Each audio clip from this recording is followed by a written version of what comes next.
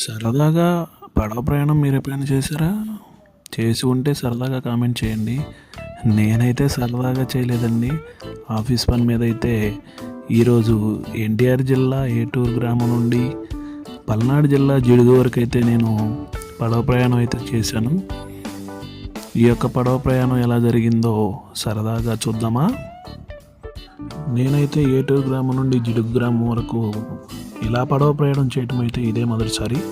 పడవ ప్రయాణాలు అయితే చాలా చేశాను, కానీ ఈ రూట్లో అయితే ఇదే ఫస్ట్ టైం చేయటం.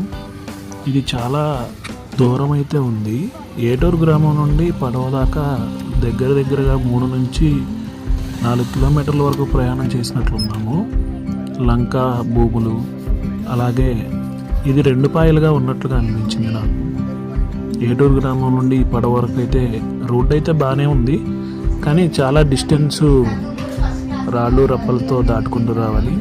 నేనైతే పడవ మీదకి ఎక్కాను. నా కొలీగ్ నేను ఇద్దరం వెళ్తున్నాము.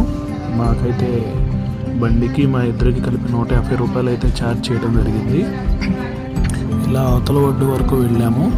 ఆ తర్వాత 3:30-4 మళ్ళీ తిరిగి ప్రయాణం చేశాం. ఇది ఫ్రెండ్స్ మేము చేసిన జర్నీ మీకు ఎలా అనిపించింది? ఆ తర్వాత సరదాగా వెళ్ళి బుద్ధుడి స్తూపం దగ్గర ఇద్దరం మంచి ఫొటోస్ అయితే తీసుకున్నాం. అవి కూడా మీకు షేర్ చేస్తున్నాను. ఈ వీడియో మీకు నచ్చుంటే ప్లీజ్ లైక్, షేర్, సబ్స్క్రైబ్ చేసుకోవచ్చు కదా.